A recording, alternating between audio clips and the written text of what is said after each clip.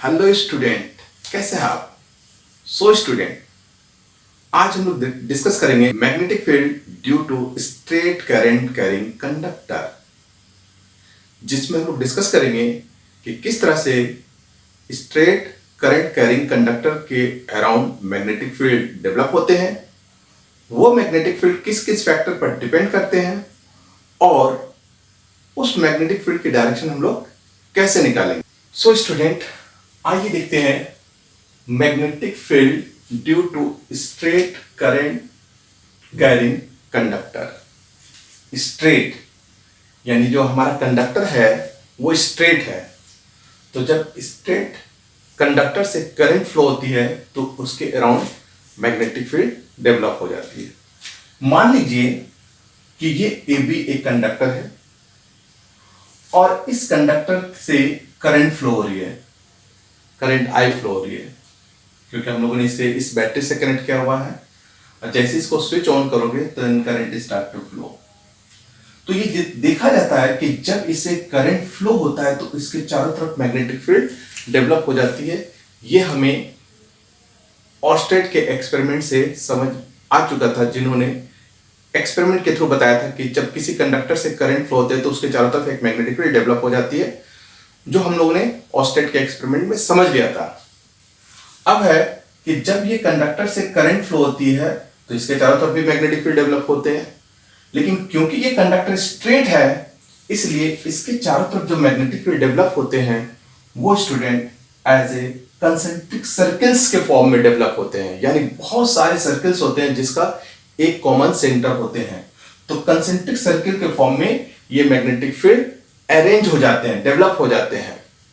यानी अगर आप एक कंपास निडल रखो यहां पर, तो वो कंपास निडल अगर यहां पर प्लेस करोगे तो उसकी नॉर्थ डायरेक्शन ऐसे होगी, यहां होगा तो ऐसे, यहां होगा तो ऐसे, यहां पर रखोगे तो ऐसे हो जाएंगे, है ना, यहां रखोगे तो ऐसे हो जाएंगे, यहां रखोगे तो ऐसे हो जाएंगे। यानी कहने का सेंस है कि वो एक सर्किल के फॉर्म में मूव करेंगे, जिससे पता चल जाएगा कि जो मैग्नेटिक फील्ड इसके अराउंड डेवलप हो रही है वो एक कंसेंट्रिक सर्किल के फॉर्म में डेवलप हो रही है। ओके, अगर हम इसको स्विच ऑफ कर देते हैं तो कंपास निडल में कोई डिफ्लेक्शन नहीं होती, इसका मतलब है कि मैग्नेटिक फील्ड डेवलप नहीं हो रही है। फिर से इसको ऑन कर देंगे तो फिर से इसमें मैग्नेटिक फील्ड डेवलप हो जाएगी। तो इस तरह से हमने देखा कि जब किसी स्ट्रेट कंडक्टर से करंट फ्लो होती है तो उसके चारों तरफ एक मैग्नेटिक फील्ड डेवलप हो जाती है और वो मैग्नेटिक फील्ड कंसेंट्रिक सर्किल के फॉर्म में होती है। फर्स्ट पॉइंट हमें क्या मिला कि when the current flow through the straight conductor then the magnetic field develop in the form of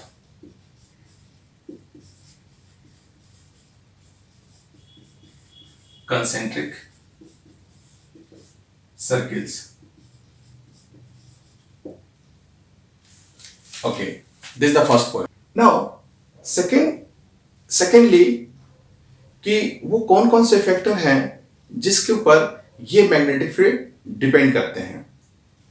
तो फर्स्ट पॉइंट है यानी फैक्टर्स। सेकेंड पार्ट हम लोग क्या देखेंगे, factors on which magnetic field depends. First factor is electric current. Electric current पर magnetic field कैसे depend करती है स्टूडेंट, कि जितना ज्यादा करंट फ्लो कराओगे उतना ही ज्यादा मैग्नेटिक फील्ड डेवलप होगी। यानी magnetic field is directly proportional to flow of current. ये हम ऑब्जर्व करते हैं deflection produce in the compass needle. अगर आप किसी पॉइंट पर कंपास निडल रख दीजिए और रखने के बाद देखिए कि उसमें डिफ्लेक्शन कितनी होती है। अब उसके बाद इसमें करंट की वैल्यू डबल कर दीजिए। तो जैसे आप करंट की वैल्यू डबल करोगे तो हम ये देखेंगे कि जो डिफ्लेक्शन है कंपास नीडल में वो भी डबल हो जाते हैं। इसका मतलब है कि magnetic field is directly proportional to flow of current. Okay, now second factor जिस पर ये डिपेंड करती है वो है distance of the point. Distance of the point from the conductor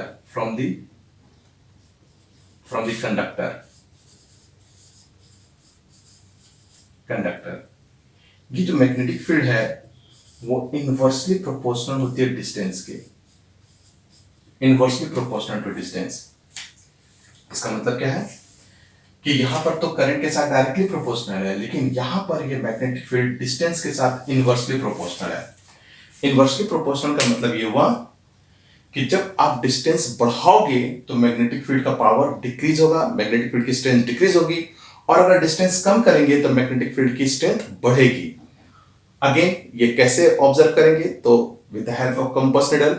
अगर आप कंपास नीडल को यहां रखो और देखिए उसमें कितना डिफ्लेक्शन हो रही है, जब आप उसको यहां रखोगे तब देखिए डिफ्लेक्शन इसमें कितनी हो रही है। तो आप ऑब्जर्व करोगे कि जैसे जैसे हम लोग डिस्टेंस कंपास नीडल का इस कंडक्टर से बढ़ाते हैं उसमें डिफ्लेक्शन की वैल्यू डिक्रीज होने लगती है, जो ये बताता है कि मैग्नेटिक फील्ड की power going to decrease as we increase the distance of the point from the straight conductor. तो ये सेकेंड पॉइंट है जिसके ऊपर magnetic field due to straight conductor depend करती है। अब हम लोग देखें जो बहुत इंपॉर्टेंट पॉइंट है कि इस मैग्नेटिक फील्ड के डायरेक्शन हम लोग कैसे निकालेंगे। आइए देखते हैं direction of magnetic field. So direction of magnetic field के लिए हमारे पास है Maxwell right hand thumb rule. क्या कहता है ये Maxwell right hand thumb rule? If we hold the current carrying straight conductor in the direction of thumb of our right hand, then the curl finger indicate the direction of magnetic field। आइए समझते हैं क्या कह रहा है ये rule. ये कहता है कि अगर आप स्ट्रेट करंट कैरिंग कंडक्टर को अपने राइट हैंड के थंब के अलोंग रख दें तो जो राइट हैंड के जो रिमेनिंग कर्ल फिंगर बनेंगे, यानी आप इसको कर्ल करेंगे तो ये जो कर्ल ऑफ फिंगर्स होंगे वो मैग्नेटिक फील्ड की डायरेक्शन को इंडिकेट करेंगे, यानी ये बन जाएगा मैग्नेटिक फील्ड की direction. Thumb direction of current, then the remaining curls of fingers indicate the direction of current. इस तरह से इसका मतलब है कि अगर आपका कंडक्टर अपवर्ड है तो magnetic field anti clockwise direction में अरेंज हो जाएंगी, और अगर करंट डाउनवर्ड है, यानी करंट अगर मान लो डाउनवर्ड है तो मैग्नेटिक फील्ड क्लॉकवाइज में अरेंज हो जाएगी। अगर कहता है कि आपका मैग्नेटिक फील्ड की अगर करंट की डायरेक्शन अपवर्ड है तो magnetic field anti clockwise direction में अरेंज हो जाएगी। देखिए यहां पर डायरेक्शन हो रहा होगा, एंटी क्लॉकवाइज डायरेक्शन में मैग्नेटिक फील्ड अरेंज हो जाएगी। और अगर करंट की डायरेक्शन डाउनवर्ड है, अगर करंट की डायरेक्शन डाउनवर्ड है लाइक दिस, तो मैग्नेटिक फील्ड क्लॉकवाइज सर्किल बनाएंगे। सो ये था हमारा मैक्सवेल का राइट हैंड थंब रूल, जो कहता है कि अगर करंट अपवर्ड है तो magnetic field will be anti clockwise. देखिए ये एरो का साइन बता रहा है कि एंटी क्लॉकवाइज डायरेक्शन में मैग्नेटिक फील्ड डेवलप हो रही है, magnetic field anti clockwise direction में डेवलप हो रही है। ये सारे magnetic field anti clockwise direction में डेवलप हो रही है। If you change the direction of current, यानी अगर डायरेक्शन बी टू ए होगी करंट की, तो फिर ये भी मैग्नेटिक फील्ड क्लॉकवाइज में अरेंज हो जाएंगी, तो इस तरह से हमें ये इंफॉर्मेशन मिलती है कि जब किसी कंडक्टर से करंट फ्लो होती है तो उसके अराउंड जो मैग्नेटिक फील्ड डेवलप होती है वो कंसेंट्रिक सर्किल के फॉर्म में डेवलप हो जाती है, और उस कंसेंट्रिक सर्किल की जो डायरेक्शन होती है वो मैक्सवेल के राइट हैंड थंब रूल से मिलता है, जो कहता है कि अगर आप थंब को करंट की डायरेक्शन में रखिए तो जो आपका कर्ल्स फिंगर होगा राइट हैंड का वो मैग्नेटिक फील्ड की डायरेक्शन को इंडिकेट करेगा। If you change the direction of current then the direction of magnetic field also be change.